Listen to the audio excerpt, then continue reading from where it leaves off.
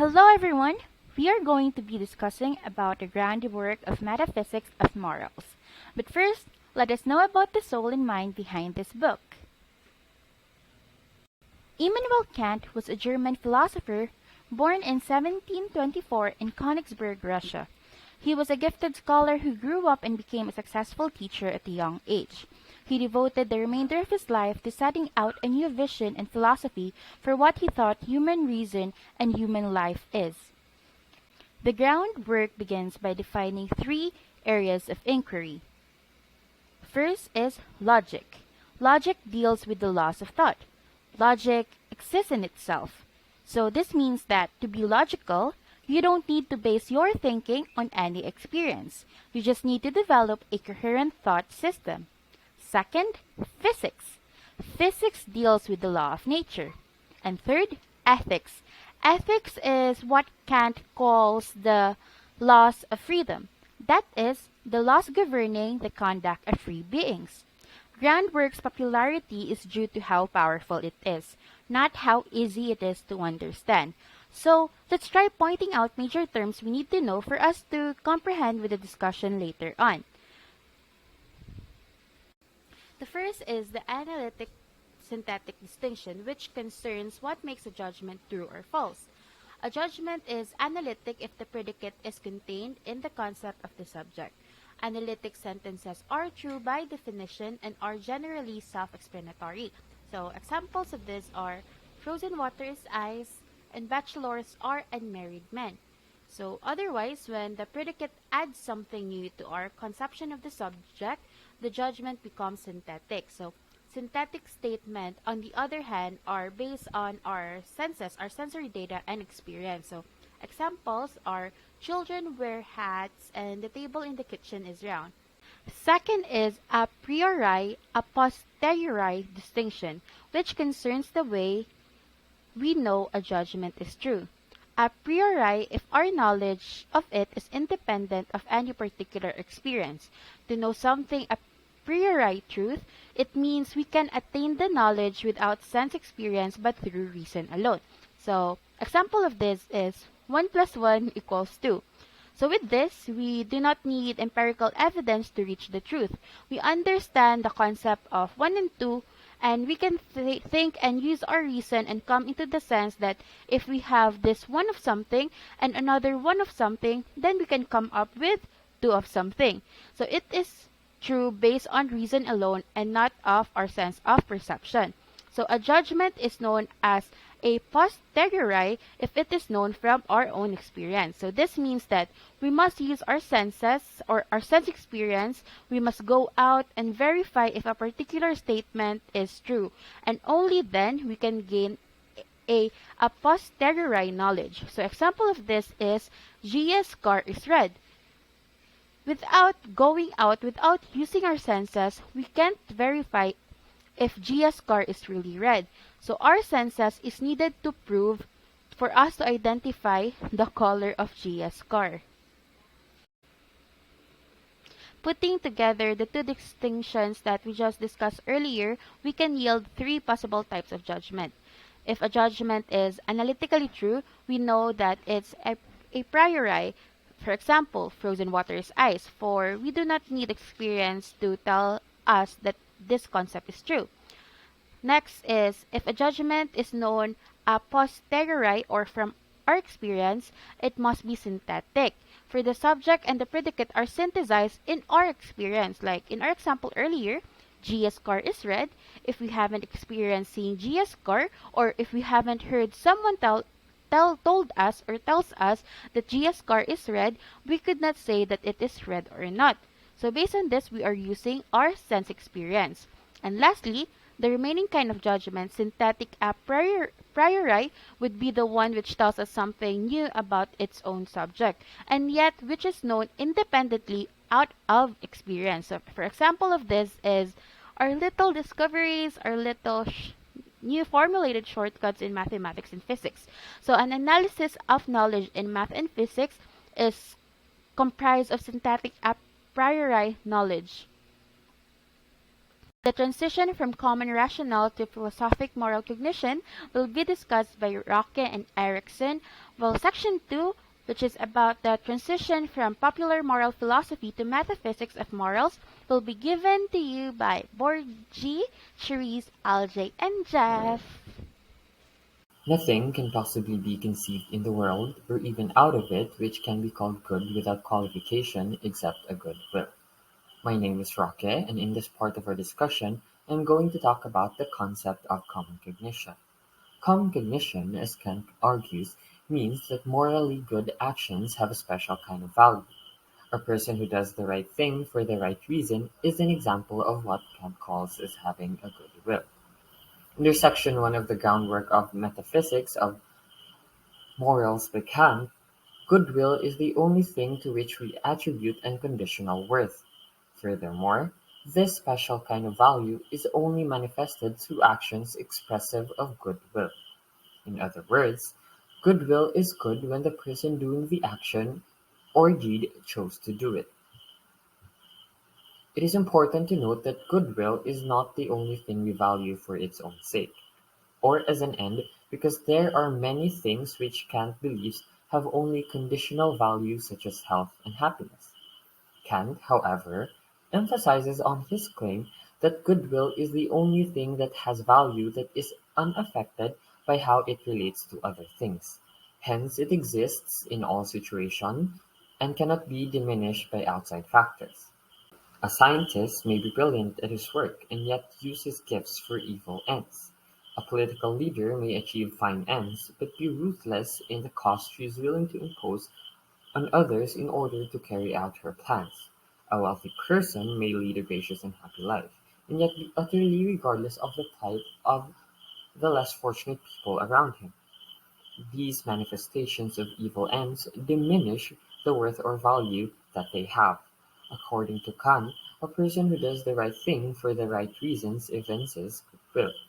Since the examples presented contradict what Kant claims as possessing goodwill, we cannot attribute unconditional value or worth to them.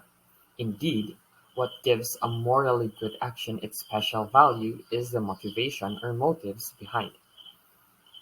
On the other hand, when someone performs a morally fine action, in spite of the fact that many things could go wrong because of some considerable risks, for instance, someone hurries to the rescue of an endangered enemy, we cannot undervalue the worth of this noble action of the rescuer just because the attempt could have been unsuccessful. The fact still stands that nothing can diminish the value of such an action, which is independent of what it effects or accomplishes. This means that a certain action cannot be judged by its effects; rather the focus should be centered on the motives of the person doing the action. Having an idea or conception of the motives is helpful in attributing unconditional value to an action. For example, we would feel very differently if we learned that the rescuer just intervened in the hopes of receiving award an award and was unaware of any risk. When we understand what constitutes morally good actions, we can identify which actions fall under that category, and consequently determine what the moral law tells us to do.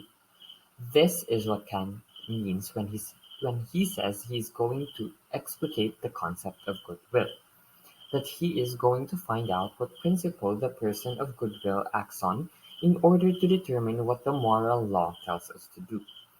In order to do this, Kant focuses on actions done from duty, which are a particular class of morally good actions. Duty is the goodwill operating under certain subjective limitations and hindrances. Hindrances, as viewed by Kant, are the other motives that would lead a person to avoid the action in the absence of duty. For example, when a person does their duties while having no desire to do so, we may be certain that the act was brought about solely by the thought of performing the duty. We gain a clearer understanding of that motive when we examine situations like these, where the duty motive alone drives an action. In essence, what gives a morally good action its special value is the motivation behind it. the principle on the basis of which it is chosen, or in Kantian terms, will. Hello everyone, have a good day. I am Ericson Pajo, and I will be discussing the three propositions of morality.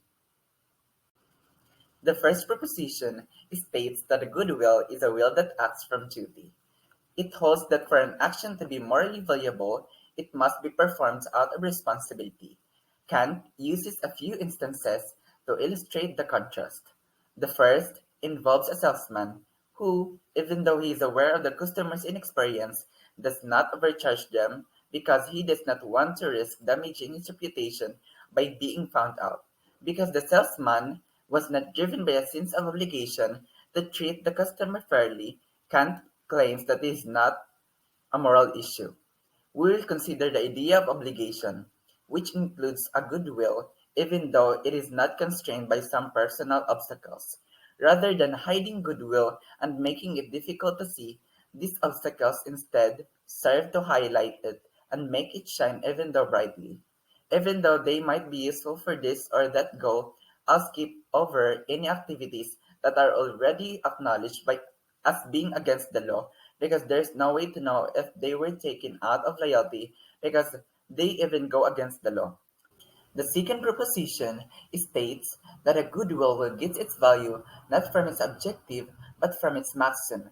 A duty-driven action has moral value not in the goal it seeks to achieve but in the maxim that guides that decision. This means that a decision to take a particular action is ethically right if there are good reasons for it. A duty-driven action's moral value does not lie in the goal it seeks to achieve, but rather in the guiding principle that guides its choice. As a result, it is not dependent on the achievement of the action's goal, but rather solely on the guiding principle of volition, which directs the action without taking account of any desire-related goals. It is obvious from what has come before that the reasons we may have for doing something, as well as its results as ends and incentives of the will, cannot give something that an absolute or moral value. The third proposition states to have a duty means acting out of respect for the law. Kant believes that you must respect the law. Thus, this third premise combines the prior two, stating that duty is the requirement of an action done out of respect for the law, because the law can be objective even if you are tempted to break it. You shouldn't because there is nothing else which can determine the will but the law. Duty is the requirement of an action arising from respect for law. I may feel an inclination toward an item that results from my planned action, but I will never respect it, simply because it is only a result and not an act of the will. Similar to the last example, I cannot respect an inclination as such, whether it be mine or that of another. At most, I can in the first case approve of it, and in the second case, I may even love it. Transition from popular moral philosophy to metaphysics of morals. In this part, I'm going to discuss the topic respect for law and the theory of imperatives. Respect for law. Maxim is of helping others as having the form of a law. A certain maxim expresses a requirement or has the form of a law that thought itself is an incentive to perform the action. Kant calls this incentive respect for law. There is no possibility, by means of experience, to make out with complete certainty in a single case in which the maxim of an action that may in other respects conform to duty has rested solely on moral grounds. Moreover, when moral value is being considered, the concern is not with the actions, but rather with their inner principles. According to Kant, performing an action because you regard the action or its end as one that is required of you is equivalent to being moved by the thought of the maxim of the action as a kind of law. The dutiful person takes the maxim of helping others to express or embody a requirement just as a law does. We now understand what gives acts of duty their special moral worth. They derive their moral worth from the fact that the individual who acts in accordance with the law, for instance, a good person is moved when he or she realizes that his or her maxim has taken the form of a law. The principle of goodwill is thus to perform only those actions whose maxims can be thought of as having the form of a law. It is a law of nature, very roughly speaking, that what goes up must come down. For example, toss a book into the air and it will obey that law, but it will not when it reaches its highest point. It says to itself, I ought to go back down now, for gravity requires it. Furthermore, in Kant's words, we act not merely in accordance with law, but in accordance with our representation or conception of laws. Theory of imperatives. We are not perfectly rational because our desires, fears, and weaknesses can lead us to act irrationally. This raises the prospect of a gap between the principles on which we act, our maxims or subjective principles, and the objective laws of practical reason. Therefore, we conceive the objective laws of practical reason as imperatives, telling us what we ought to do. The theory of practical reason is therefore a theory of imperatives, the representation of an objective principle insofar as it necessitates the will is called a command, and the formula of the command is called an imperative. All imperatives are expressed by an ought and thereby indicate the relation of an objective law of reason to a will. Imperatives may be either hypothetical or categorical. Hypothetical imperatives tells you that if you will something, you ought also to will something else. For instance, if you will to be healthy, then you ought to exercise. That is an imperative of skill, telling you how to achieve some particular end. A hypothetical imperative is only that an action is good for some purposes, either possible or actual. Furthermore, Kant believes that there are also hypothetical imperatives of prudence, suggesting what we must do given that we all will to be happy. The categorical imperative, on the other hand, tells us what we ought to do, not on the condition that we will something else, but unconditionally. A categorical imperative would be one that represented an action as objectively necessary in itself, without reference to another end. To explain further the two, if the action would be good merely as a means to something else, so is the imperative hypothetical. If the action is represented as good in itself and hence is unnecessary for will of itself to conform to reason as the principle of will, then the imperative is categorical. Lastly, there is what we call the general imperatives of skill. It is the means required to achieve a certain end. So the formula of the universal law of nature, Kant thought that there's exactly one moral rule and that it can be stated as follows: act only in that maxim through which you can at the same time will that it should become a universal law. So you can act a certain reason while at the same time willing that it be a universal law, meaning that everyone adopts that reason for acting. So we have here the basic outline for moral reasoning. First, we formulate a maxim that enshrines a proposed plan of action. Then we recast that maxim as a universal law of nature governing all rational agents. Then we consider that maxim, if it's conceivable, in a world governed by this law of nature, and we ask ourselves whether we would or could rationally will to act on our maxim in such a world. So Kant recognized four categories of duties, and under these categories, we have sample maxims for when we neglect or misuse these duties, and we will be putting them to test if they would pass the universal. They could pass as universal law of nature. Number one, suppose someone wants to take his life because of self-love. Okay, this cannot pass. This maxim cannot pass the universal law of nature because it contradicts itself. Self love, his reason for taking his life, is also a reason used to keep oneself from harm or prolong oneself. Number two, here someone wants to borrow money without any plan of repaying it because he just wants to take advantage, just wants to gain something sa self niya.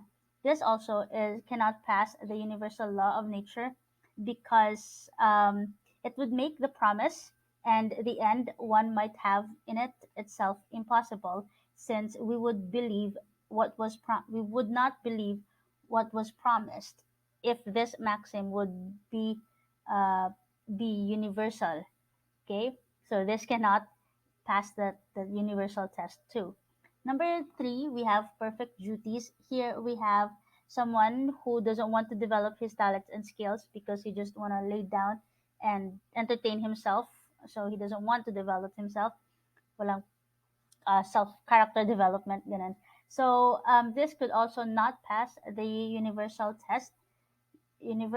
law of nature test because of natural instinct. We as human beings, we are rational beings, and we necessarily will that all our capacities be developed since they serve us and are given to us for all sorts of possible purposes. And the last one is imperfect duties. Someone is well off, he doesn't want to care about everybody or anybody, and he doesn't want anybody to care for him. And if this maxim becomes a law or a universal, it will be impossible because at some point of our life we would be needing the care or sympathy of other people. So that's it for the universal law of nature. Thank you. Next is the formula of humanity. So here are the basic ideas and key concepts about the formula of humanity of Immanuel Kant. First, goodwill acts out of respect for moral law. Kant means that a goodwill is good without qualification, as such an absolute good in itself, universally good in every instances and never merely as good to some yet further end. In Kant's terms, a good will is a will whose decisions are wholly determined by moral demands, or, as he often refers to this, by the moral law. Human beings are inevitably feel this law as a constraint on their natural desires, which is why such laws, as applied to human beings, are imperatives and duties. Second, for others as rational beings. Rational beings, according to Kant, are called persons because their nature marks them out as ends in themselves. An end itself is one that has objective value, not merely subjective value for us. It is an unconditional end, not a merely contingent one. This is because every nature points them out as ends in themselves. That is something that must not be used merely as means, and so far therefore restrict freedom of action and is an object of respect. Third, third, you oath to respect moral agents. Person conceived of a autonomous rational moral agents are beings that have intrinsic moral worth. This value of persons make them deserving of moral respect. Kant's moral theory is often referred to as the respect for person theory of morality. Fourth, don't use people. Using isn't a problem, but using in the morally objectionable sense, using merely as a means, using only as a means is different. It is wrong. There is no respect with that. So Kant is basically saying don't use people. Example, tricking someone into marrying you. If you pretend to love someone to marry them and take their money, you treat them as a means to make money. According to Kant, it's the deception that is the problem here, as it undermines the rational agency of other party. Last, third, treat people as ends, never only as means. This principle requires that we respect people for who they are and not merely for what they do. Never treat people as means to organizational ends, rather acknowledge and celebrate the importance of their personal life. For Kant, treating someone as an end involves seeing them as having a very special kind of value, and for that reason, meriting a distinctive from of regard.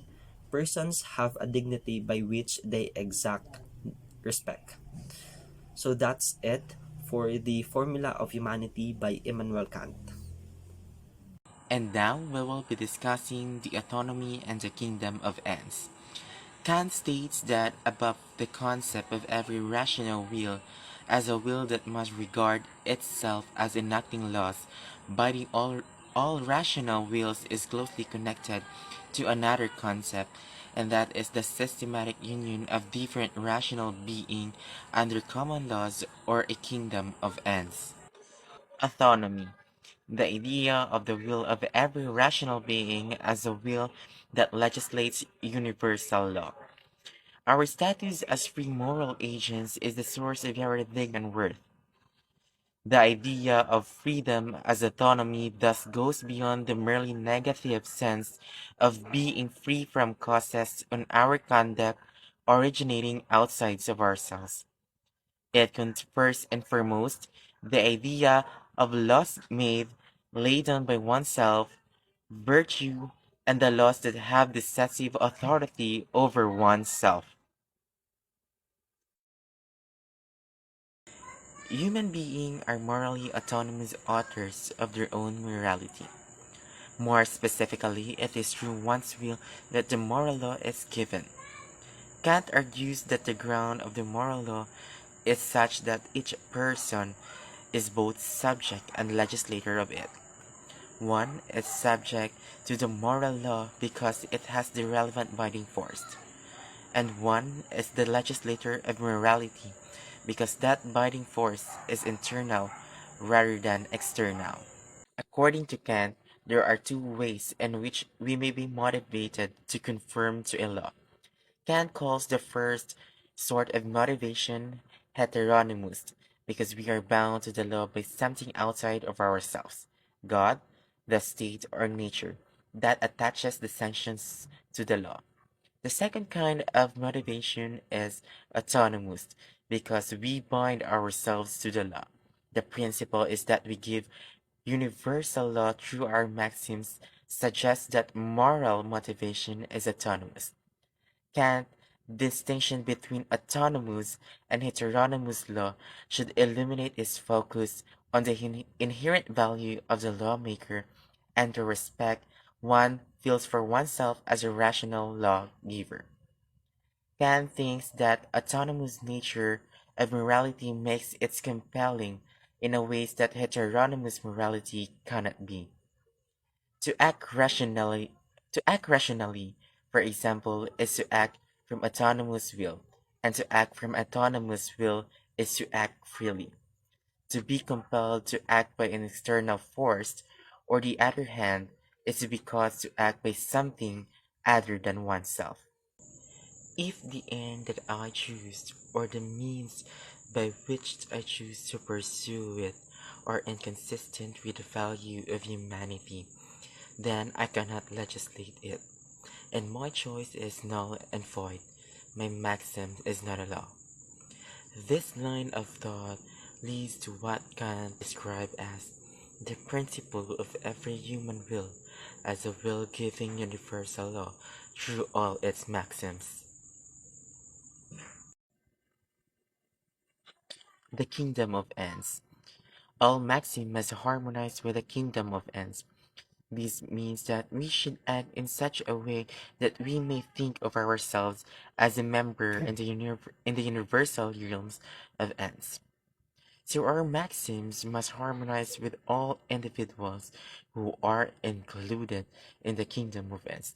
Consequently, we have a direct moral duty to the citizens of the kingdom of ends, and this also means, for examples, that we do not have direct moral obligations to treat animals nicely.